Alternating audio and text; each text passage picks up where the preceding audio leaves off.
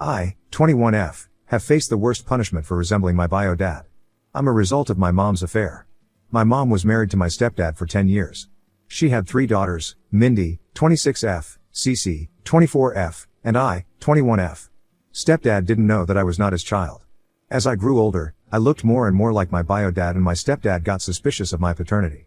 My elder sisters looked like mom, so stepdad never questioned their paternity, but when I grew up looking very different from anyone in the family, he ran a paternity test on all 3 children.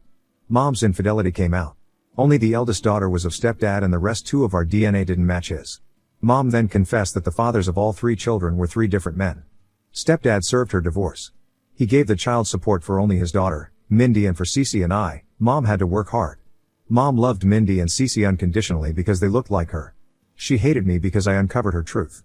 As a child, I never understood her wrath on me. She was cheerful and loving with my half-sisters, but with me, she would only be grumpy and rude. I don't remember one happy moment with mom. The sad part was I didn't know the reason until much later.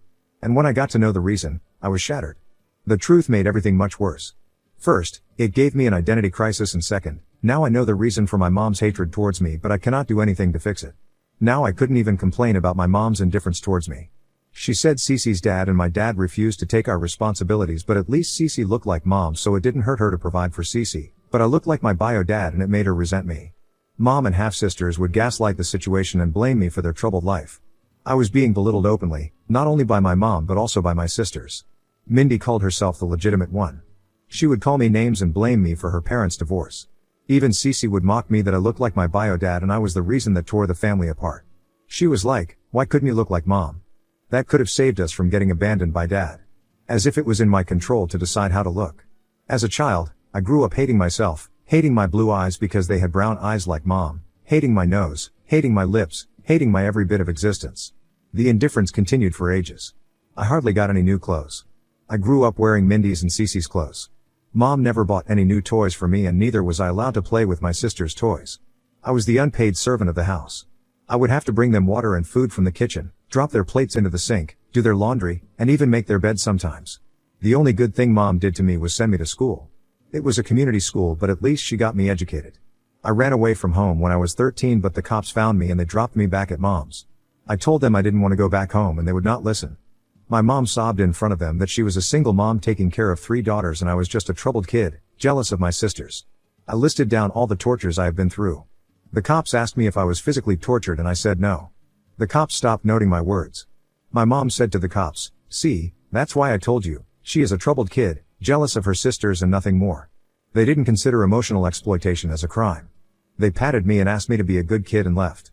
After that, mom and half-sisters started hating me even more because I tried to report them to the cops. I can't explain how miserable it was. Staying at home became unbearable. So I took up part-time jobs. I babysat for neighbors, mowed lawns, worked at video stores, and did all sorts of jobs to keep myself away from my toxic family. Working outside was better than free labor at home. By then, I had become rebellious. I was earning money. I stopped taking their BS. I stopped eating at home and got my own food. Life got better after that because now I was able to own some of the stuff that my sisters had, and sometimes I bought better clothes than them. Cece got softer to me after that, but the elder one, Mindy, was still terrible. She would torn my dresses, broke my makeup, and even threw my stuff out of jealousy. I had no choice but to stand there and take it. I wanted to save some money and run away from home, but my boss at the video store advised me to complete my high school so that I could get better jobs. He said his son worked at a recruitment firm and he could help me get a sales job after I finished school. So, I put my head down and studied for my high school. The day I graduated from high school, I packed my stuff and left. I got a job in sales, and from there I picked up and worked hard to make a decent living. Mom wanted me back at home. She showed up at my workplace a couple of times and asked me to move back home, but I refused. It was not out of love but for money. She said that instead of paying rent and living outside, I could pay her the rent and live with them.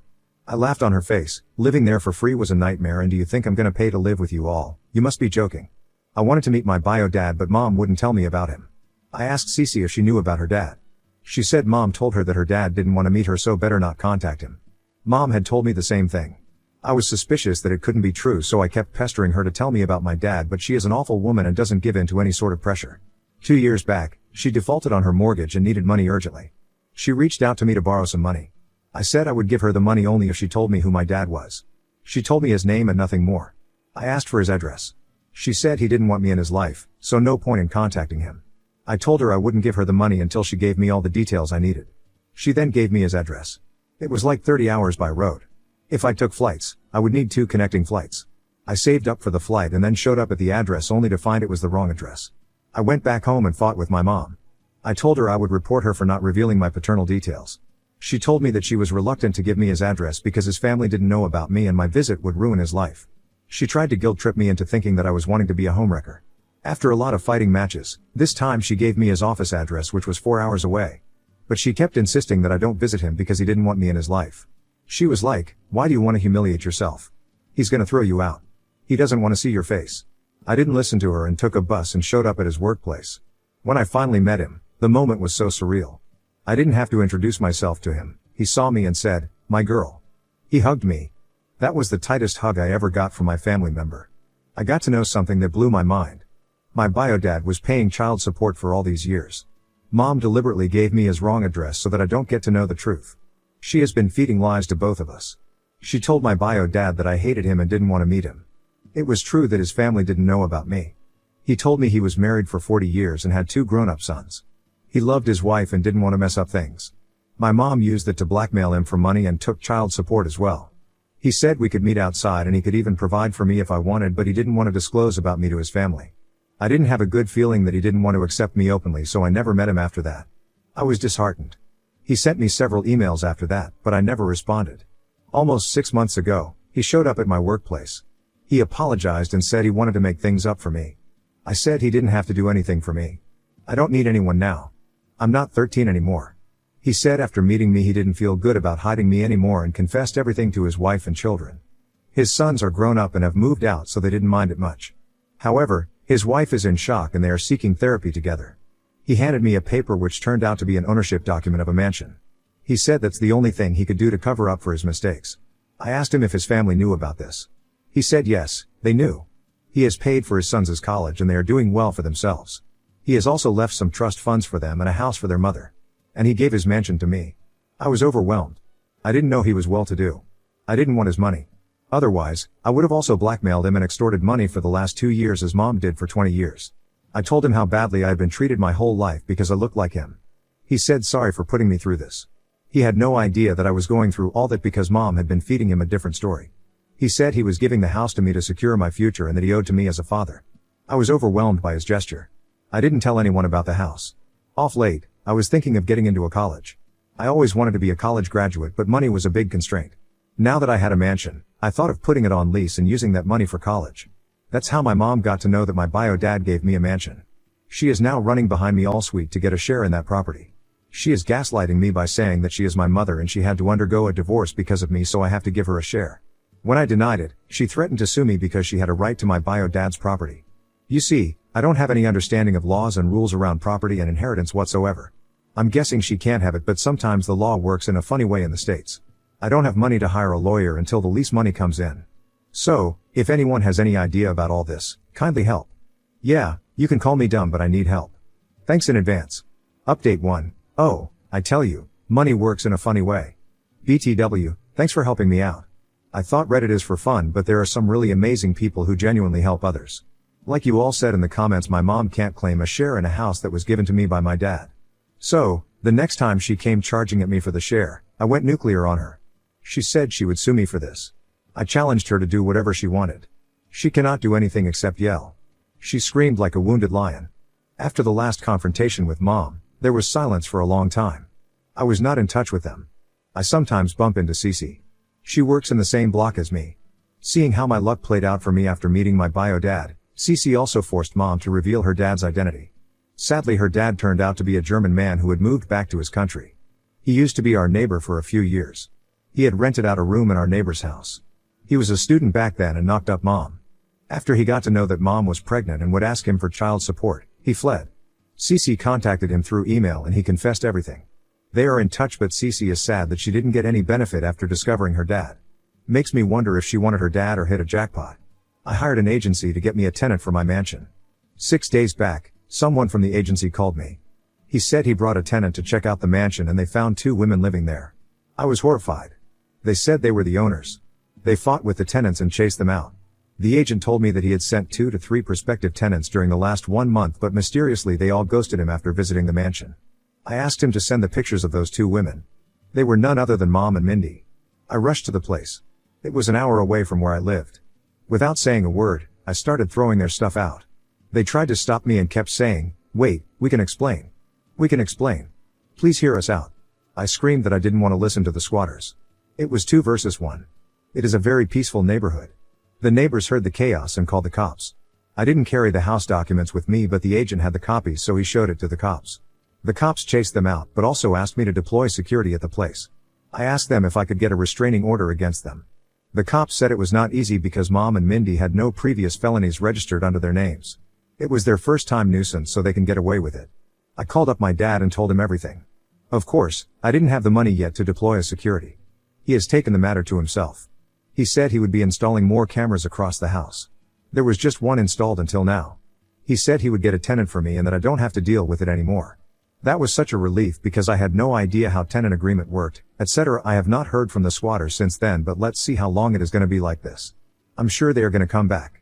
I'll update the thread if something develops, but thanks for putting up with me. Update 2. Hello all, sorry for not updating it often. Life has been busy in college. Yeah, a lot has happened over the last few months, let me get straight to it. 2 weeks later to the last incident, Mom and Mindy showed up at my door again. This time they looked miserable. They said they were homeless. Mom lost her job and they defaulted on 2 months of rent, so the owner locked them out. They said they had nowhere to go, so they went to the mansion to live there. After getting kicked out from that property, they have been living here and there, but now no one is ready to let them in. They sobbed and requested me to let them live in the mansion for a month until they put their lie together. I was tired after a long day. I didn't want to deal with them. I told them that Dad was looking after the property now and I was out of this. So, I won't be able to help them. They requested that I speak to Dad and let them in. They pestered me so badly that I lost my shit. Mom was recalling the favor she did to me. She was like, "I raised you for 18 years, can't you do this for me? I raised you for 18 years and this is how you pay me back? This is how you treat your mom who raised you single-handedly." I screamed at her, "Yes, you raised me, but not as a daughter but as a housemaid. I was no more than a servant for 3 of you. Did you ever get me new clothes or any stuff for that matter? Everything I own was passed on to me by Mindy of Cece. I always got the leftover food. I survived on the stale food of last night while you all ate the fresh food. If there were 3 slices of anything, you 3 would eat and I would just get the side salad or the ketchup. I did most of the household chores, yet you never showed any love or care for me. Even when I was sick, you were mean to me. Only when my condition worsened, you used to get me over-the-counter meds. Once I even got an allergy because of that, remember? It could have been fatal and I could have died because of unprescribed meds, but you cared the least about my existence. This is how you raised me. The funny part is it was not even my fault. How it is my fault that I look like my dad. It's your fault that you cheated on your husband. You got knocked up by random men and I had to suffer. I gave her the yellings of her life. My blood was boiling with rage. The hatred and pain which had accumulated for so many years came out like a flood. They sobbed at my rant. I broke down and howled. They came to console me, but I shooed them away. I told them to back off. They are the ones who have given me lifelong pain. They were still standing there thinking I would cool down and give in to their demands, but I screamed at the top of my voice, "Get out. I don't want to see your effing faces." I cried so badly after they left that I felt sick the next day. I went to the doctor, took meds, and rested for a couple of days. 2 to 3 days later, I was feeling lethargic and bored. I took my car and went around the town for a drive. I passed by my mom's house and found the house was locked and some of their belongings were lying outside. I am friends with one of the girls in the neighborhood. I called her to ask what's the matter. She told me that my mom had goofed up. She had been sleeping with her landlord and the owner's wife got to know about this. She came charging at Mom and dragged her out of the house. Mom was not paying the rent for over a year. She was trading off that by sleeping with the owner. It's a small town. Everyone knows everyone's business. I hate to say this because she's my mom, but this woman is such a whore. Anyone reading this would think it is such a bizarre. Trust me, it's all true. I know this is hard to believe for people having normal parents, but you know not everyone is blessed with a normal family. There are people like us. As I mentioned earlier, my dad took over the responsibilities of getting the tenant for the house. I used that money to get into a college. It's not a fancy one, but I am proud of myself to be able to come this far in life. Meanwhile, my mom tried to seduce my bio dad, but he chased her out and threatened to report her to the cops if she was ever found near my mansion. I haven't heard from Mom after the last outburst. Cece texts me sometimes. I got to know from her that Mindy had also abandoned Mom after marrying a guy from the next block. He was a widower with 2 kids but had a big house and some ancestral properties. Of course, Mom has passed on her traits to Mindy. Good for them. Now on to the next story. Story 2. Caught my wife of 14 years cheating with a mutual friend she brought to our home. Now her family has cut her off and spends holidays with me and our boys instead. My wife, 38F, and I, 47M, were together for roughly about 17 years. About 14 of them were spent with us married. When we first met, I thought she was older than she was. It was just the mature aura she gave off. She thought I was younger, which at the time, did make me feel pretty good. After we decided that the age difference didn't matter, we went all in on the relationship. I was still a little hesitant about the age difference, but then I met her family. Her family was very big, bigger than mine. I'd always wished I had grown up in a close, tight-knit family. I'm the first to admit that her family, who welcomed me with open arms, is a huge factor in my continuing the relationship. She seemed just as crazy about her family as well. I took that as a good sign. A possible wife who thinks family is everything is A+. The 2 of us went on to have a family of our own. 2 boys ages 8 and 11. During our marriage, things were good. We got along great, made memories with each other and our kids, and just enjoyed life. Anytime there were issues we ended up working through them and persevering. I put my entire being in this relationship. I had hobbies as any married guy did. Hunting, fishing, and golfing were all things I loved, but after our kids came, I knew the focus had to be on our sons. Our wife didn't get the memo because she didn't hold herself to the same standards. My wife seemed focused on our marriage and family at first, but slowly she started to become a very shallow and self-centered person. She didn't put the kids first or even consider me. I tried my best to accept these behavior changes and keep putting the work into our marriage. It all came crashing down on Memorial Day of all days. I was getting the boys ready for the holiday party when I heard my wife's muffled voice from the bathroom talking to someone. My curiosity got the best of me and I ended up standing there, listening.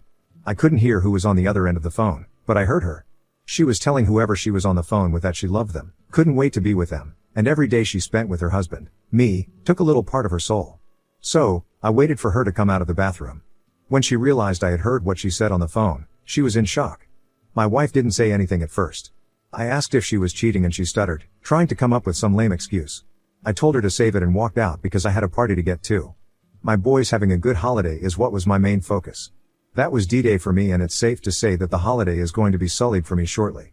I'll never let my boys know because I want them to enjoy the holiday and spend time with family. The reason I still attended with my kids was to keep up appearances. It was very hard to keep a smile on my face, but again, I did it for the boys. They will always be who I put first in all of this. My wife didn't go with us. She decided to go straight to the app for comfort, ironically enough. When she finally came home from her app, I asked her what happened. According to my soon-to-be ex-wife, I lacked passion and didn't show her any attention. I repulsed her, as she lovingly pointed out to me. She managed to say all of this while trying to butter me up with compliments about being a trusting husband, great provider, and father. I just was a terrible lover. However, she wanted to stay married and keep living in the marital home while remaining with her app. I was shocked by that. My wife wanted her cake and to eat it too. She gets the stability of remaining with me and the apparent passion with this jerk she cheated on me with. Speaking of the app, I knew the guy. He had been over to my house and I'd even hung out with him. The guy knew everything that was going on. I was busy working and coaching sports teams for our sons while she was screwing around with him behind my back. After the shock wore off, I realized I had to file for divorce. It should be done by the end of the year, which is getting closer and closer by the minute. She was against it and tried to convince me we could stay married. If not for us, then because of the boys. They deserve to be raised in a 2-parent household, I'm not going to lie. I nearly burst out laughing when she said this. Was I tempted to do it for a moment, but then I realized it wasn't fair to my boys to do that. I didn't want to stay in a terrible relationship just for their sake. This wasn't something I wanted to emulate for them. If they ever, God forbid, found themselves in this position, then I would want them to retain some dignity and do what was best for them and their family. Besides, kids pick up on more things than we realize. I've learned this since my boys started therapy to deal with the situation. I'm also in therapy before you ask, so don't worry.